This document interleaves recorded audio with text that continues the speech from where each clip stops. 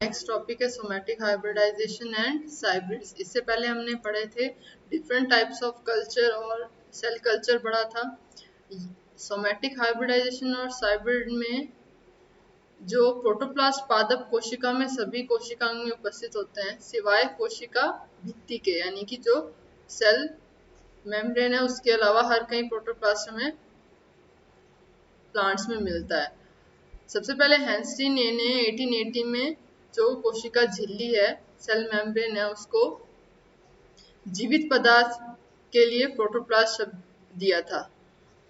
Isolated protoplast क्या होते हैं, यानी कि हम उसकी पूरी तरीके से जो सेल वॉल है वो हटा देते हैं और बाहरी वातावरण या फिर जो जीवित कोशिका के आंतरिक भाग है, यानी कि जो अंदर के जो ऑर्गन्स हैं वो एक सीमा का काम करती है। 1892 में क्लेरिकल ने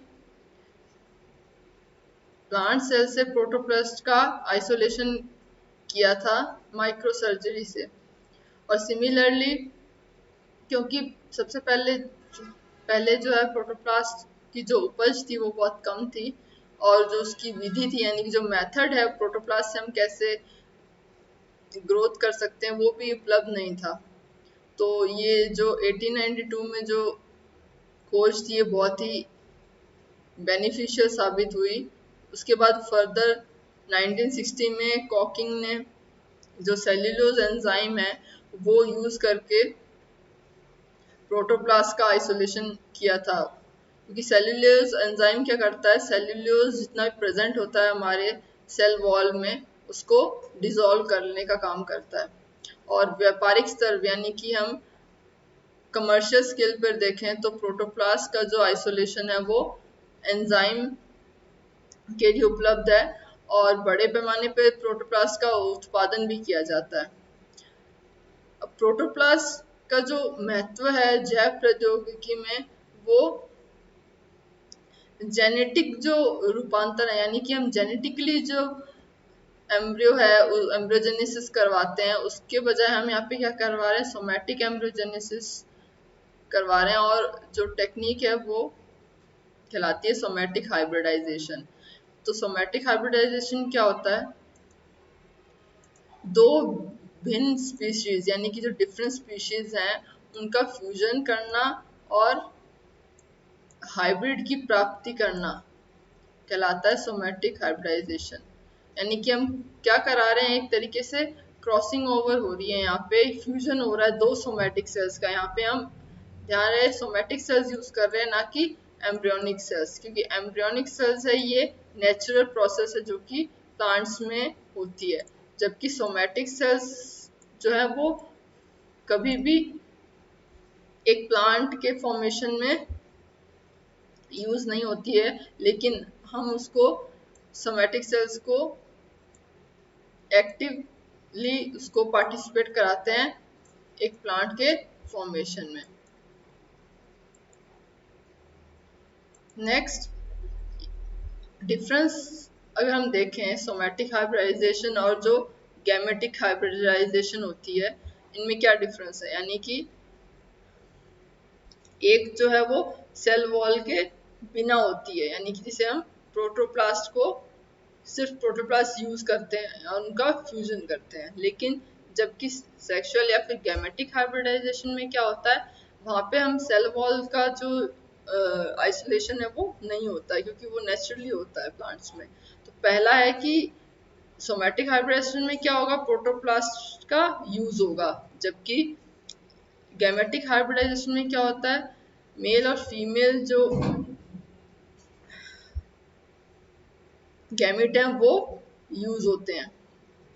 सेकंड, अगर हम सेल कल्चर की बात करें, वो सेल कल्चर जो है वो यूज होता है सोमैटिक हाइब्रिडाइजेशन में, और सेक्सुअल हाइब्रिडाइजेशन में क्या है, सेल कल्चर की जो विधि है उसकी जरूरत हमें नहीं पड़ती।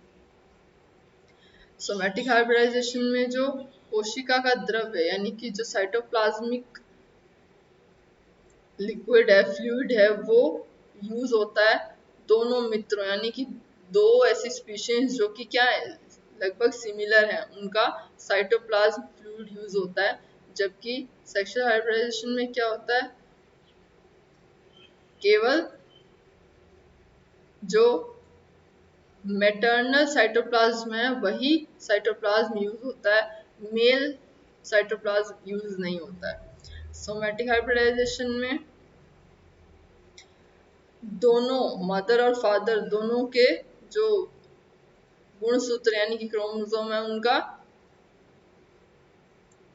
संयोग होता है, जबकि सेक्सुअल हाइब्रिडाइजेशन में क्या होता है, दोनों के अगुणित यानी कि हाफ हैप्लॉइड सेल्स यूज होती हैं गैमेट हाइब्रिडाइजेशन में, और सोमैटिक में क्या होती है 2n यानी कि डिप्लॉयड कंडीशन होती है, n और 2n। फोर्थ पॉइंट में क्या है, काय गुणसूत्र का संयोग होता है, जबकि यहाँ पे अगुणित गुणसूत्रों का संयोग होता है। विसंयोजन यानी कि सेग्रीगेशन नहीं होता। सेग्रीगेशन एक ऐसी टेक्निक है जो कि नेचुरली हमारी ह्यूमन या प्लांट बॉडी में होती है, जिसे कहते हैं सेग्रीगेशन, यानी कि यहाँ पे जो दो एलील्स हैं या दो जीन्स हैं, अगर वो क्रोमोसोम पे प्रेजेंट है पास पास में, तो उनका जो अलाइनमेंट है क्रॉसिंग ओवर के बाद वो अलग अलग नहीं होगा, वो साथ में होता है। लेकिन यहाँ पे नहीं होगा क्योंकि सोमैटिक हाइब्रिडाइजेशन में हम क्या कर रहे हैं, सोमैटिक सेल्स ले रहे हैं, जबकि यहाँ पे सेग्रीगेशन होता है। यानी कि यहाँ पे वो अलग अलग, जो जरूरी नहीं है कि अगर दो जीन्स प्रेजेंट हैं तो उनको क्रॉसिंग ओवर के बाद भी वो जीन्स वहीं प्रेजेंट होंगी, उनका सेग्रीगेशन हो जाता है। और सिक्स पॉइंट है कि असंबंधित यानी कि ऐसी स्पीशीज जो कि आपस में मेल नहीं खाती हैं, उनका क्रॉस हम इजीली कर सकते हैं, जबकि गैमेटिक हाइब्रिडाइजेशन में जो दो स्पीशीज हैं जहाँ पे उनका क्रॉसिंग ओवर हो रही है वो सिमिलर होना जरूरी है। Next, types of somatic hybrids. Types में पहला है अंतर स्पीशीज संकर, यानी कि एक तो होता है इंट्रा स्पीशीज और एक होता है इंटर स्पीशीज।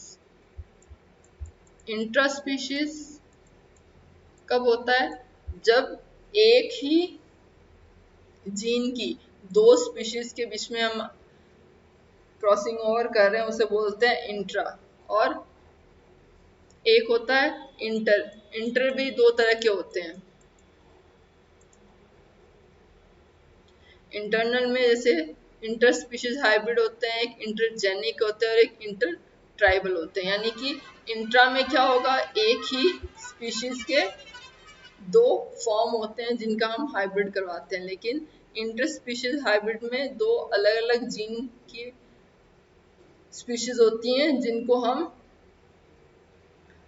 प्रोटोप्लास्ट बना के उनको हम क्रॉसिंग ओवर कराते हैं। फॉर एग्जाम्पल, ये कौन कौन से इंटर स्पीशीज हाइब्रिड होती है, जैसे तंबाकू, आलू, गाजर, धतूरा, पिटूनिया, इनको हम ज्यादातर इंटर स्पीशीज हाइब्रिड टेक्निक से पैदा या प्रोडक्ट प्रोड्यूस कर सकते हैं।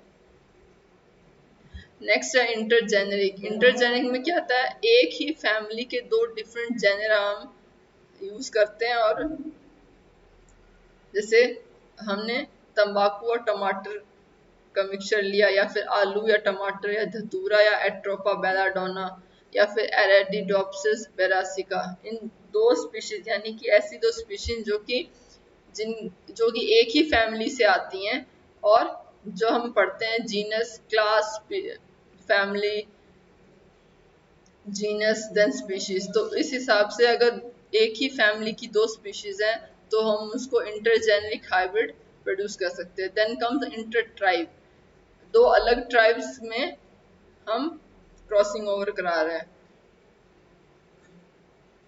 इसमें हम क्या करते हैं, सबसे पहले लीफ का स्टेरिलाइजेशन करते हैं और उनको छोटे छोटे पीसेस में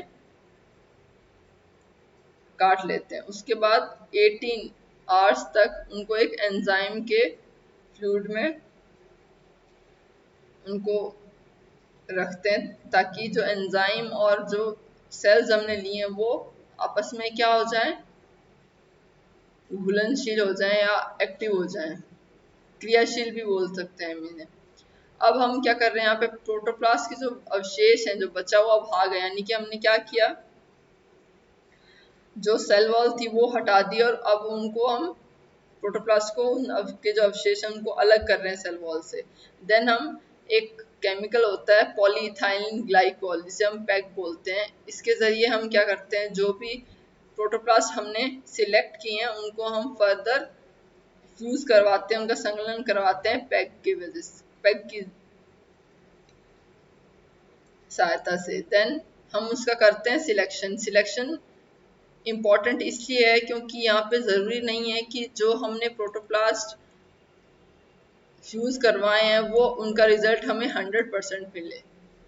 तो फॉर एग्जांपल अगर हमने 100 प्रोटोप्लास्ट लिए हैं तो उनमें से अप्रोक्सीमेटली 60 to 70 ही ऐसे प्रोटोप्लास्ट होंगे जो आपस में फ्यूज हुए होंगे, जबकि जो 30 to 40 प्रोटोप्लास्ट है वो फ्यूज नहीं होते हैं, तो वो हमारे कोई काम के नहीं है, इसलिए हम उनको क्या कर देते हैं, अलग कर देते हैं। और जो सिलेक्शन होता है वो किसका होता है, ओनली फ्यूज्ड प्रोटोप्लास्ट का। और उनके बाद हम उनको क्या करते हैं, उनका वापस जो ग्रोथ है वो एनालाइज करते हैं। इन जो भी प्रोसेस हमने पढ़ी है 6 to 7 स्टेप्स की जो ये प्रोसेस है, इनको हम 4 चरण या 4 फेज में डिवाइड करते हैं। तो पहला है प्रोटोप्लास्ट आइसोलेशन, दूसरा है प्रोटोप्लास्ट फ्यूजन, तीसरा है selection of somatic hybrid cells और चौथा है रीजनरेशन ऑफ हाइब्रिड प्लांट, यानी कि जो प्लांट हमें डिजायरेबल क्वालिटी के जो हमें चाहिए उसका हम फर्दर रीजनरेट कर रहे हैं। पहला हमारा है प्रोटोप्लास्ट आइसोलेशन। प्रोटोप्लास्ट आइसोलेशन दो तरीके से कर सकते हैं हम, या तो मैकेनिकल मेथड यूज करें या फिर एंजाइमेटिक मेथड।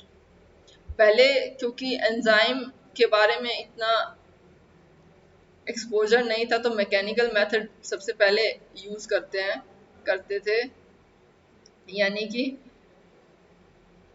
अगर हमें जैसे ऑनियन है उसकी जो लीव्स होती हैं या फिर कैरेट या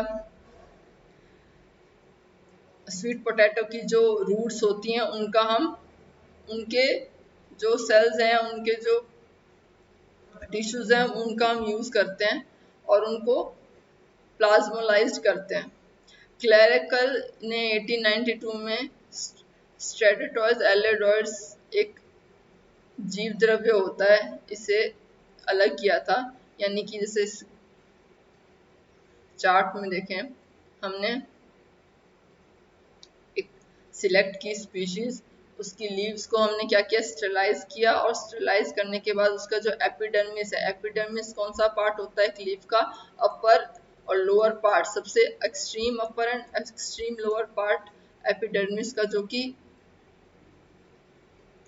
हम देखते हैं काफी चमकदार होता है, वो हम हटा देते हैं, जिसकी वजह से जो पील्ड लीव्स हैं वो हमें पता चलती हैं और उसको हम फिर फर्दर एंजाइम सॉल्यूशन में डाल देते हैं। एंजाइम सॉल्यूशन में हम उसको करीब करीब 18 से 20 घंटे रखने के बाद जो प्रोटोप्लास्ट है वो अलग हो जाता है, रिलीज हो जाता है और सेल वॉल अलग हो जाती है। उसको फिर हम एक वॉशिंग मीडियम में डालते हैं और सेंट्रीफ्यूज कराते हैं। सेंट्रीफ्यूज करने से क्या होगा, जो हमारे डिजायरेबल प्रोटोप्लास्ट हैं वो हमें मिल जाएंगे किसके रूप में, सेल डेब्रिस के रूप में। सेल डेब्रिस से हम इजीली जो है प्रोटोप्लास्ट आइसोलेट कर सकते हैं। तुम्हारा ये फर्स्ट था प्रोटोप्लास्ट आइसोलेशन। देन हमारा आता है कि हम प्रोटोप्लास्ट आइसोलेशन और उसके कल्चर को कैसे प्रोड्यूस करते हैं।